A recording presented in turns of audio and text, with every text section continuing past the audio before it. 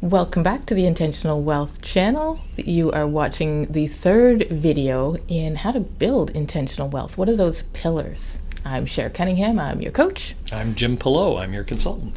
And we're going to look at things from two different perspectives to help you build your business know-how as you go from that owner-operator to owner-manager and owner-leader.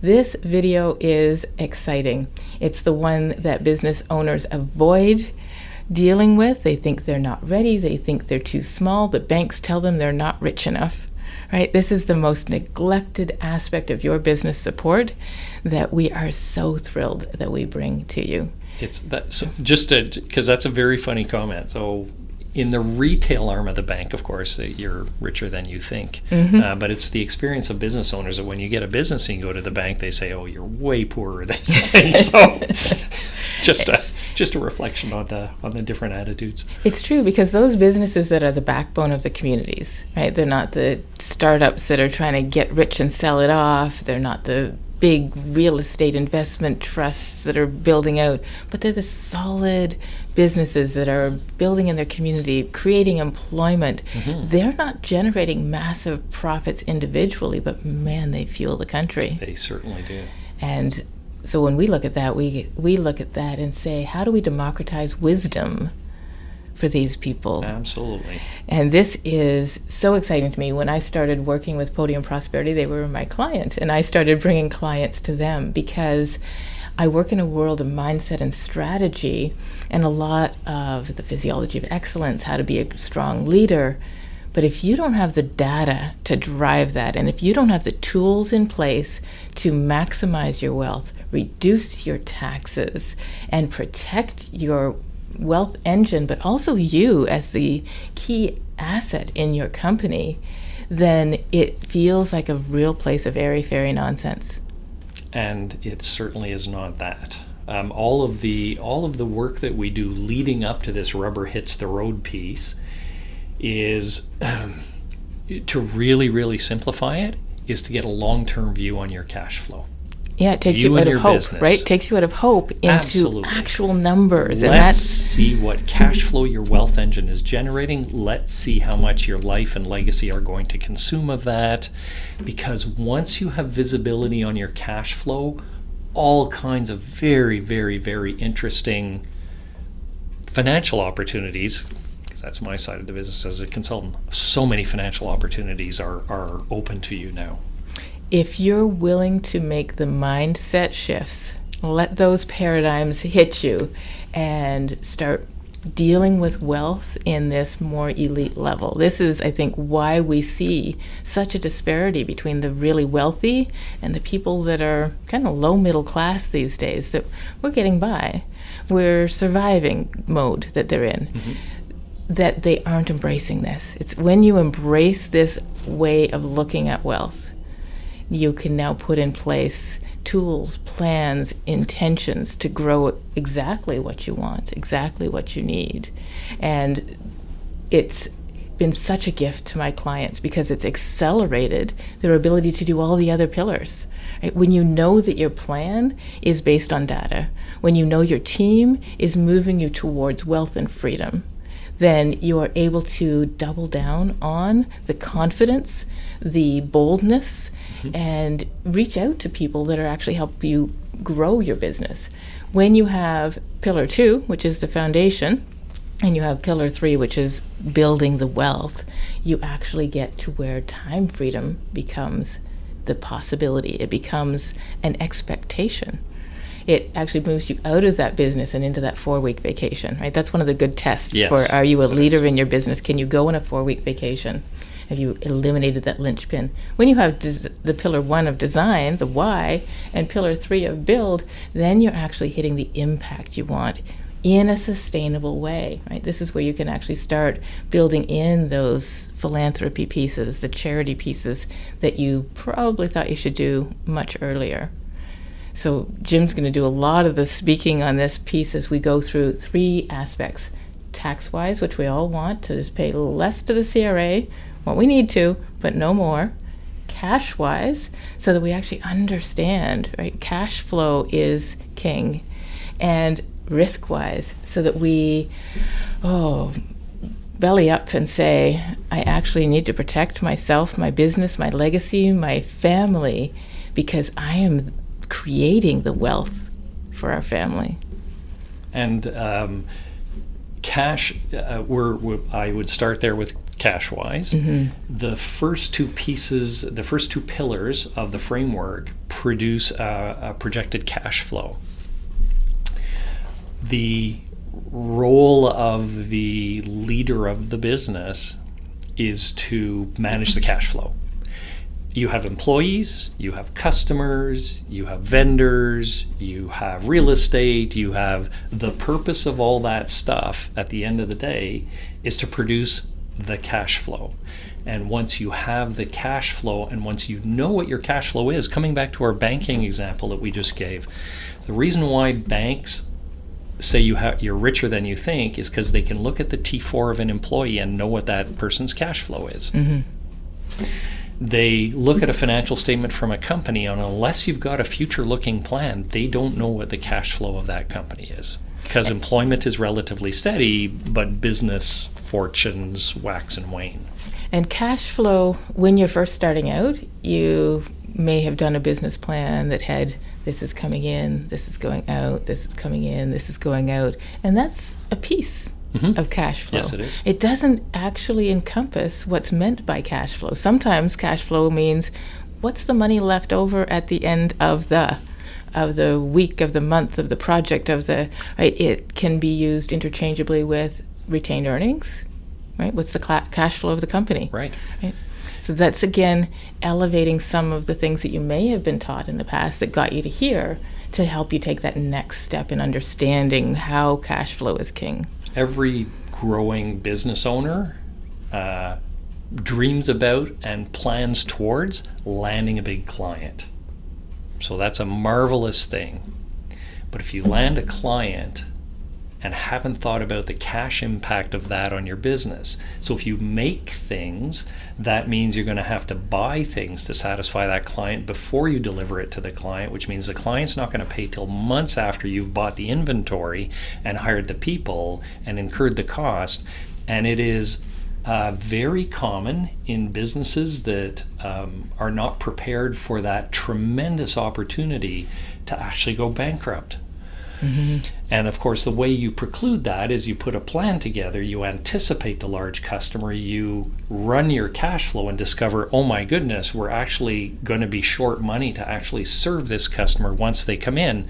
Then you go to the bank and you say to the bank, here's the projection, here's the client, here's the amount of money I need, and look how much bigger and how much safer your investment in me is going to be from a loan perspective.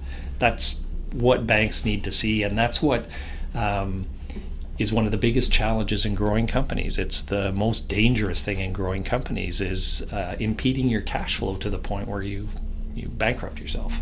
And it is a bitter pill that you just got the big client, but you waited till you were in that deficit position. Why didn't you know is what the bank loan officer is going to say is, right. I don't trust your management skills if you didn't know this was coming and come to me 3 months ago. And people get so angry. They wonder, why can't you get ahead in business? This is the reason, because banks are just against us. But in reality, it's just a missing aspect of business know-how that says, as you grow, before you grow, you need a plan to grow. And there are many, many reasons for it. We've already covered a few in previous videos. Yeah. This one, it's about stepping up to that proactive leadership and saying, I need to know my numbers and I need to build relationships with people who are supporting me in my numbers. And this is where that bank loan person is not the last minute relationship where you go in scrambling from bank to bank, but you know each other by first name. And that cash, once the cash is being produced, then, or once we thought about how to be cash wise as part of the output of your planning and your knowing your reason why, business is very largely about risk management. So how do I achieve that cash flow? How do I de-risk or create opportunities, which is also just the opposite of risk, but it's all on the same continuum. How do I ensure that cash flow? what things can I do to de-risk that cash flow? The second piece then of being risk-wise is, given that that cash flow is occurring because I did all the right things to manage the risk and I've been successful in growing my business, how do I risk manage the wealth? Those of you who like investments may have heard of Warren Buffett, so often called he just had his 92nd birthday a day or two ago, one of the richest men in the world. And his whole mantra, his whole investment life, and he's made all of his money on investing, is preserve capital. So risk management is about, I've now accumulated this wealth. How do I get that wealth to work for me in a way that is commensurate to the amount of risk? So my return should reward my risk taking. So there's the how do I make sure I can achieve this cash flow by managing risk in my business, and then how do I make my wealth grow by managing risk in my wealth. And so this is back into that elite level of thinking about money. So when you started, you worked for your money. As you grew your business, employees worked for your money, and now your money starts working for you. Absolutely. We interestingly define the definition of retirement in our planning process, which is very different than I've stopped working. The definition of retirement in our planning process is when you've accumulated enough wealth to not have to work. Then you're working because you want to work, because you enjoy the challenge of leading your business. But that means that you've accumulated enough assets and you're managing them in a way that those assets are going to produce the lifestyle that you've grown accustomed to, that you want to have. Yeah, this isn't a money in your bank, and it's not an RRSP conversation either. Not primarily, no. Not primarily an RRSP contribution, although all tax shelters are our friends, and an RRSP is a tax shelter, and they certainly have their place.